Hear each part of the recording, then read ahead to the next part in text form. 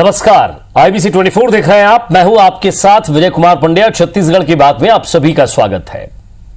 नशे के सौदागरों के खिलाफ IBC 24 की मुहिम का अब तक का सबसे बड़ा असर भी आपने देखा, लेकिन अब भी बहुत कुछ है जिसका खुलासा होना बाकी है। लॉकडाउन के दौरान राजधानी स्थित क्वींस क्लब में जो पार्टी हुई, उसके संचालन में जमकर मनमानी की बात सामने आई है। हाउसिंग बोर्ड ने बिल्ड ऑपरेटर ट्रांसफर एग्रीमेंट के तहत एमिनेंट इंफ्रास्ट्रक्चर प्राइवेट लिमिटेड को क्वींस क्लब के संचालन का जिम्मा सौंपा था। इस एग्रीमेंट में कई ऐसी शर्तें हैं जिसका उल्लंघन करने पर सीधे सीधे एग्रीमेंट रद्द करने का अधिकार हाउसिंग बोर्ड के पास है। हैरानी की बात तो यह है कि ऐसे कई शर्त और नियम हैं जिनका उल्लंघन हरबख्श सिंह बत्रा समेत बाकी दूसरे डायरेक्टर की ओर से किया जाता रहा है। आज हम आपको उन तमाम शर्तों के उल्लंघन का खुलासा यहां करने जा रहे हैं। वन बाय वन आपको बताएंगे कि ऐसी कौन सी शर्तें थी जिनका उल्लंघन हुआ, जो साल दर साल इमिनेंट इंफ्रास्ट्रक्चर प्राइवेट लिमिटेड की ओर से किया जाता रहा है।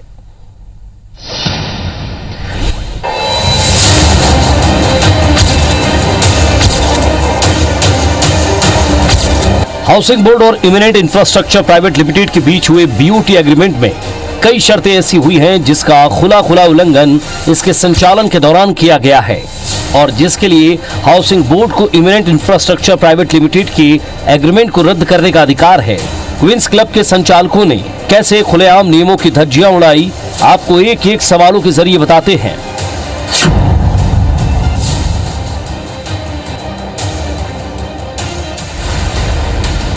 BOT एग्रीमेंट के पैराग्राफ क्रमांक 7.6 के मुताबिक क्वींस क्लब के परिसर या फिर उसकी सुविधाओं का इस्तेमाल गैर कानूनी गतिविधियों के लिए करने या प्रोत्साहित करने पर क्वींस क्लब के संचालक का अधिकार रद्द किया जा सकता है। कोरोना महामारी के चरम काल में कलेक्टर के सख्त लॉकडाउन के आदेश का उल्लंघन करते हुए जन्मदिन की पार्टी करना और उसमें नशे का इस्तेमाल करना स्पष्ट रूप से गैर कानूनी गतिविधि है।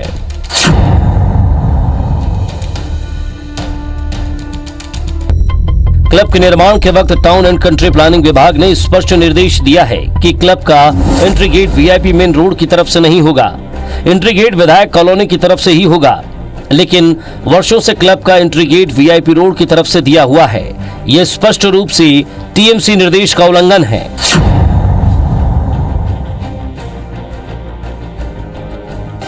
एग्रीमेंट के पैरा क्रमांक 7.7 के मुताबिक 6 महीनों तक वार्षिक शुल्क की राशि जमा नहीं कराने पर हाउसिंग बोर्ड समय से पहले कंपनी के संचालन का अधिकार रद्द कर सकता है।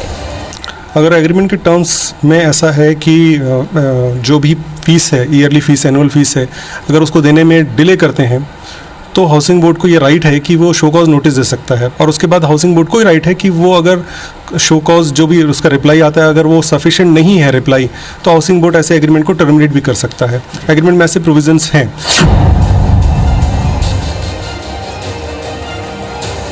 एमिनेंट के पैराग्राफ क्रमांक 8 के मुताबिक साधारण स्थिति में BOT कंपनी यानी एमिनेंट इंफ्रास्ट्रक्चर प्राइवेट लिमिटेड अपनी कंपनी में फेरबदल नहीं करेगा और न डायरेक्टर को प्राप्त अधिकार को उसकी सहमति या बिना सहमति के किसी दूसरे व्यक्ति, एजेंसी या फर्म को सौंपेगा। लेकिन इसका खुला उल्लंघन करते हुए हरबख्श सिंह बत्रा समेत 5 डायरेक्टर ने नवंबर 2019 को 1 और जनवरी 2020 में 2 नए डायरेक्टर अपनी कंपनी में शामिल कर लिए।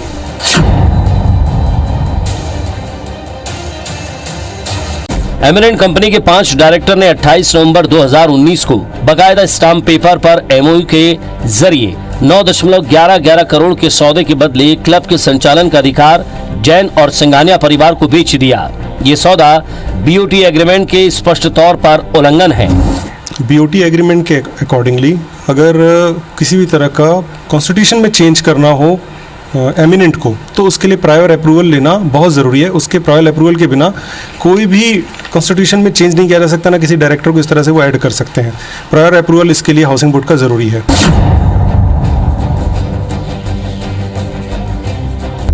लॉकडाउन के दौरान क्लब में पार्टी की घटना के बाद बत्रा ने अलग अलग एजेंसियों को गलत बयान देकर गुमराह करने की कोशिश की।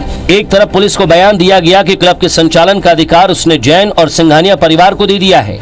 इसी आधार पर पुलिस की FIR में क्लब के संचालकों के रूप में हर्षित सिंघानिया, मिनाली सिंघानिया, नमित जैन, चंपालाल जैन और नेहा जैन का नाम दर्ज है। दूसरी तरफ हाउसिंग बोर्ड को लिखित जवाब दिया गया कि क्लब का संचालन उसकी कंपनी एमिनेंट इंफ्रास्ट्रक्चर कर रही है और उसने ना तो किसी को ट्रांसफर किए हैं और ना ही संचालन का अधिकार किसी को बेचा है।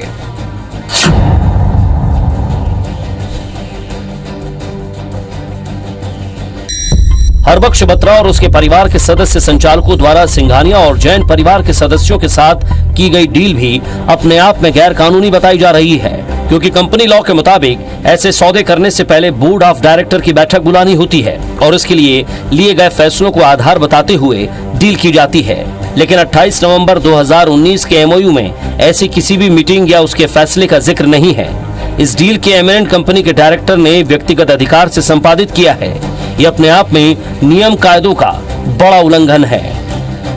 राजेश राज, IBC 24 रायपुर। तो रायपुर को उड़ता रायपुर बनाने वाले ये पूरा ग्रुप और ये सारे लोग जिन्होंने लॉकडाउन का उल्लंघन तो किया ही किया, हाउसिंग बोर्ड के नियमों का उल्लंघन किया, साथ ही साथ ऐसे कई नियम और कानून हैं जिनकी धज्जियां उड़ाते हुए ये इसका संचालन करते रहे। हरबख्श सिंह बत्रा, नमित जैन, नेहा जैन, चंपालाल जैन और बाकी दूसरे डायरेक्टर्स जिन्होंने गैर कानूनी तरीके से इस सब को आगे बढ़ाते हुए ले गए। हमारे संवाददाता राजेश राज हमारे साथ जुड़ेंगे, उनसे हम बातचीत करेंगे और तमाम उन पहलुओं पर, मुद्दों पर बात करेंगे। साथ ही साथ राकेश पुरी जी जो इस मामले को देख रहे हैं, वकील हैं, वो पूरी तरह से समझ रहे हैं उस चीज को कि आखिर कैसे इस पूरे मामले में सफेद को काला किया गया। सबसे पहले मैं राजेश आपके पास आऊं, लेकिन उससे पहले वकील साहब के पास चलूंगा। वकील साहब, BOT जो एग्रीमेंट हुआ था उसमें कई शर्तें ऐसी हुई हैं जिसका खुला उल्लंघन किया गया है। सबसे पहली बात तो यह कि अगर आप कोई क्लब चला रहे हैं BOT के तहत, जो क्वींस क्लब चल रहा था, उसके संचालन का अधिकार रद्द किया जा सकता है क्योंकि आप कोरोना काल के अंतर्गत पार्टियां कर रहे हैं और गैर कानूनी गतिविधि वहां संचालित कर रहे हैं।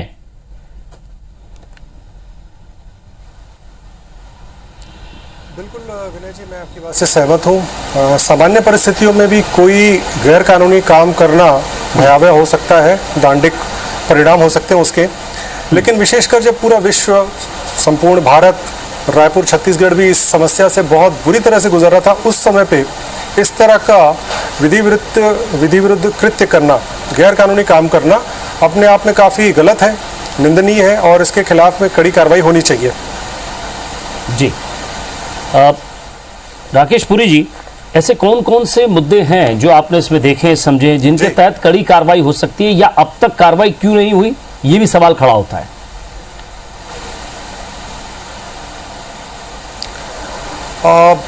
कार्रवाई क्यों नहीं हुई ये तो मैं भी नहीं बता सकता। अभी पुलिस की जांच अभी जारी है और मैटर थोड़ा सा बड़े स्तर का है और ऐसे मामलों में पुलिस की तरफ से सूक्ष्म जांच करनी जरूरी होती है। और हाउसिंग बोर्ड के साथ भी जुड़ा हुआ डॉक्यूमेंट्री एविडेंस भी इसमें है और जो डॉक्यूमेंट्री एविडेंस अभी तक सामने आए हैं, जो मैंने देखे हैं, उसके अनुसार मुझे लगता है ये एक चेन ऑफ इलीगल एक्टिविटीज़ है जिसको पूरी तरह से आइडेंटिफाई करना ज़रूरी है।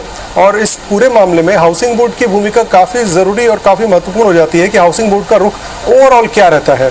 बिल्कुल, न केवल इस BOT एग्रीमेंट के आधार पे जो हाउसिंग बोर्ड को राइट है, बल्कि सामान्य तौर पे भी हाउसिंग बोर्ड को अपनी प्रॉपर्टी में कोई इस तरह की इलीगल एक्टिविटी होने पे हाउसिंग बोर्ड क्या एक्शन लेता है, क्या उसका रुख होता है, ये पूरी छत्तीसगढ़ की जनता जरूर इंतजार कर रही होगी, देखना चाह रही होगी। जी, हमारे संवाददाता राजेश राज भी हमारे साथ है। राजेश, पूरे छत्तीसगढ़ को, पूरे रायपुर को यह पता है कि क्वींस क्लब कौन चला रहा था और पुलिस भी ये जानती है, धीरे धीरे वो भी अब समझ रही है। और जिस बात का एहसास IBC 24 को था, क्योंकि हम पहले ही दिन से इस मुद्दे को बड़े ही जोर शोर से उठा रहे हैं, क्योंकि ये पूरी नस्ल के लिए एक बहुत बड़ा दाग और धब्बा हो जाता अगर ये इस तरह की गतिविधियां लगातार चलती रहती। तो ये ड्रग्स धीरे धीरे और भी लोगों तक पहुंचता। तो बात ड्रग्स की तो थी, लेकिन जिस तरह से राकेश पुरी साहब ने एक बहुत अच्छा वर्ड यहां बोला कि the chain of illegal concept, क्योंकि वो एक ऐसे लोग हैं जो गलत काम को करते एक चैन बना ली थी, उन्होंने अपना एक पूरा ग्रुप बना लिया था, एक सर्कल बना लिया था और वन बाय वन वो एक दूसरे को सिर्फ पास आउट कर रहे थे। देखिए विजय, ये बातें बहुत गंभीर है और इसी गंभीर बात को लेकर के हम लगातार करीब 1 महीने से ये मुहिम चला रहे हैं और बार बार कह रहे हैं कि जिम्मेदार जागे। अगर उन्होंने आंखें बंद की थी तो अब भी आंखें खोले, क्योंकि ये बहुत सारे फैक्ट्स है। ये फैक्ट्स सिर्फ आम लोगों की अवधारणा में, लोगों की जानकारी में नहीं, बल्कि कागजी तौर पे हैं और ये बातें सबूत के तौर पे भी है, जो पुलिस के एफआईआर में दर्ज है, जो हाउसिंग बोर्ड के दस्तावेज में दर्ज है, जो बीओटी के शर्तों में दर्ज है। और अब अधिकारी को चाहिए कि वो जागे और जिन भी नियमों का खुला उल्लंघन हुआ है उस पर कार्रवाई करे। जिस बात की आप जिक्र कर रहे हैं और वकील साहब ने भी बनाया कि एक के बाद एक करते करते चेन बना लिया, वो बातें स्पष्ट है और ये बातें पुलिस तक पहुंच रही थी, जिला प्रशासन तक पहुंच रही थी और जो जिम्मेदार अधिकारी है तब तक पहुंच चुकी थी। जानकारी तो ये भी है कि इस मुद्दे को लेकर के विधानसभा में भी सवाल उठ चुके हैं कि क्या क्वींस क्लब के संचालन का अधिकार किसी और को बेच दिया गया है। तो ये बातें तब हो रही है जब राजधानी के विधायक, जनप्रतिनिधि और तमाम बातों में ये बात कहीं ना कहीं फैली है, उन लोगों में ये बातें कहीं ना कहीं घर कर रही है कि वहाँ कुछ गलत हो रहा है। और जिम्मेदारी किसकी थी? हाउसिंग बोर्ड के अधिकारी पे थी। हमने अपने अभी तक की रिपोर्ट में कई ऐसे फैक्ट्स दिखाए हैं जिससे साफ पता चल रहा है कि इस क्लब की देखरेख पे बोर्ड के नियंत्रण को, हाउसिंग बोर्ड के नियंत्रण को जानबूझ करके कम किया गया। हमने रिपोर्ट दिखाई है कि 2015 के बाद किस तरह से जो संचालन, जो नियंत्रण की जवाबदेही मॉल सिरी विहार की स्थित संभाग कार्यालय को थी, जो किंग्स क्लब से महज 200-300 मीटर दूर है, उसको उठा करके किस तरह से सड्डू जो 14-15 किलोमीटर दूर है, सेज बहार जो 17-18 किलोमीटर दूर है, वहां के दे दिया गया। क्या जरूरत थी ये अधिकार बदलने की? और क्यों बोर्ड के अधिकारी इस बात को चाहते थे कि क्वींस क्लब में जो कुछ हो रहा है वो बोर्ड की नजर में ना रहे? एक सवाल। दूसरा सवाल जो हम बोर्ड पे उठा रहे हैं कि 4 सालों तक हरबंस सिंह बत्रा क्वींस क्लब का जो एनुअल फीस है वो जमा नहीं कर रहा है और आपकी ओर से कोई नोटिस तक नहीं भेजा जा रहा है। ये क्या साठगांठ है? ये बताना चाहिए हाउसिंग बोर्ड के अधिकारियों को। बिल्कुल। इस पर मैं राकेश पुरी जी से एक सवाल पूछता हूँ। राकेश पुरी सर, जरा एक चीज बता दीजिएगा, जो हमारे संवाददाता कह रहे हैं, जरा आपका मैं इस पर थोड़ा सा जो कानूनी पहलू है वो जानना चाहूंगा। 6 माह तक शुल्क जमा नहीं कराना और कॉन्ट्रैक्ट रद्द का प्रावधान है कि आप 6 महीने के अंदर पैसा नहीं जमा कराते हैं, 4 सालों तक फीस जमा नहीं होती, आपको पता ही नहीं चलता कि कोई फीस जमा ही नहीं कर रहा है। सवाल यह कि इतना बड़ा क्लब वो आपकी कॉन्ट्रैक्ट की शुल्क जमा नहीं कर रहा है, आम आदमी पर तो 2 मिनट में कार्रवाई हो जाती सर, लेकिन इन पर 4 साल तक कोई कार्रवाई नहीं, कोई नोटिस नहीं।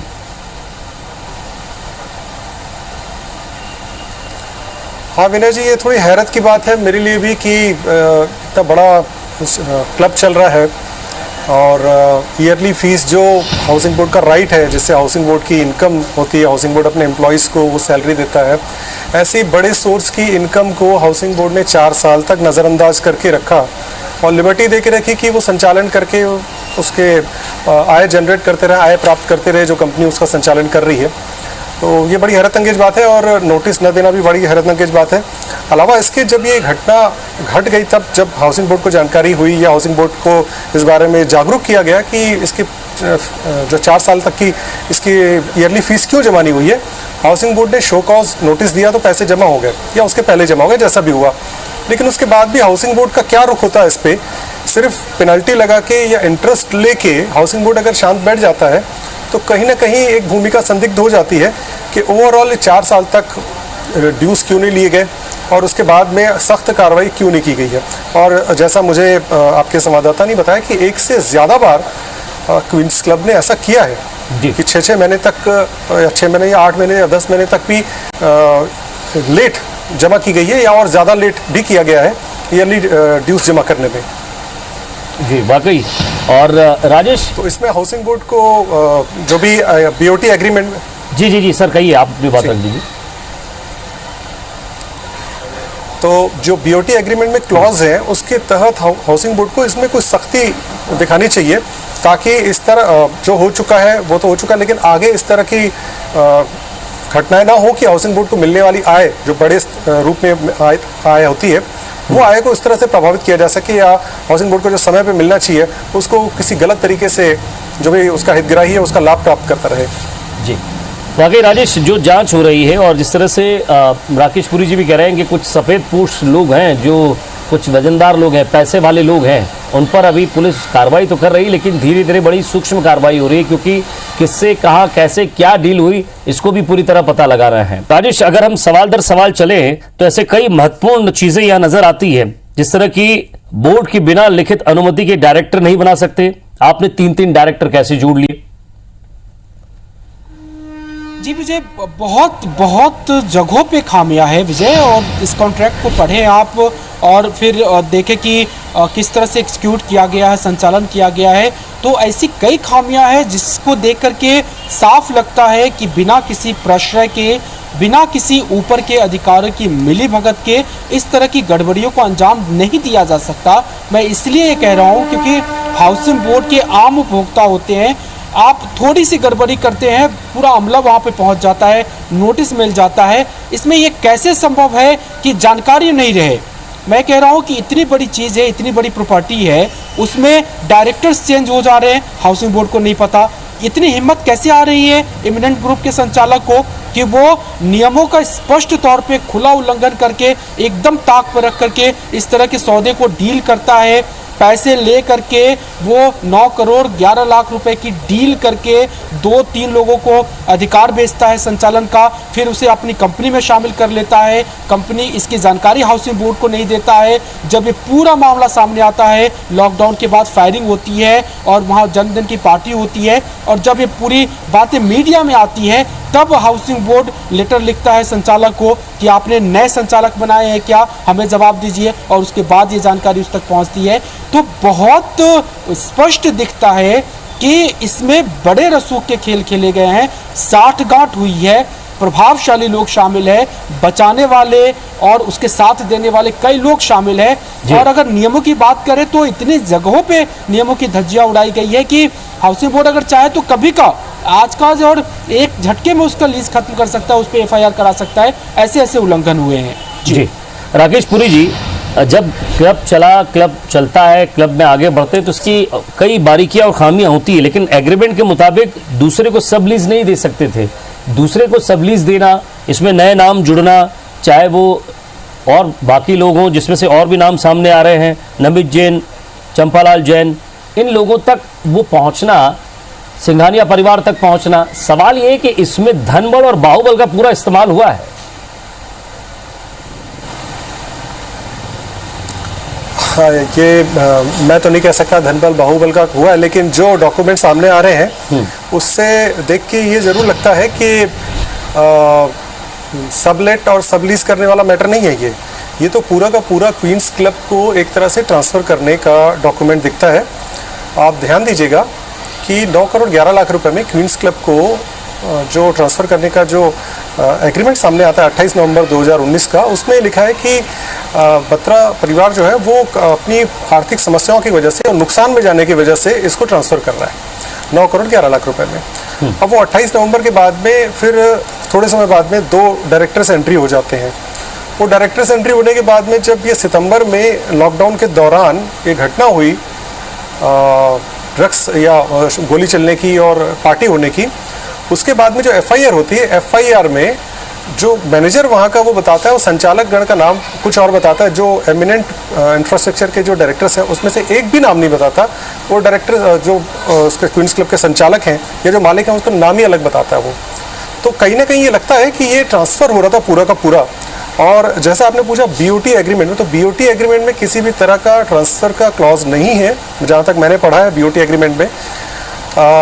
और अगर किसी तरह से नुकसान हो रहा है संचालक को, एमिनेंट को, या फिर जिसने लिया हुआ BOT एग्रीमेंट के ज़रिए उसे अगर किसी तरह का नुकसान हो रहा है, तो उसमें प्रोविज़न ये है कि उसे रिज़ाइन करना है, और रिज़ाइन करने के 6 महीना पहले रिटर्न इंटीमेशन हाउसिंग बोर्ड को देनी है।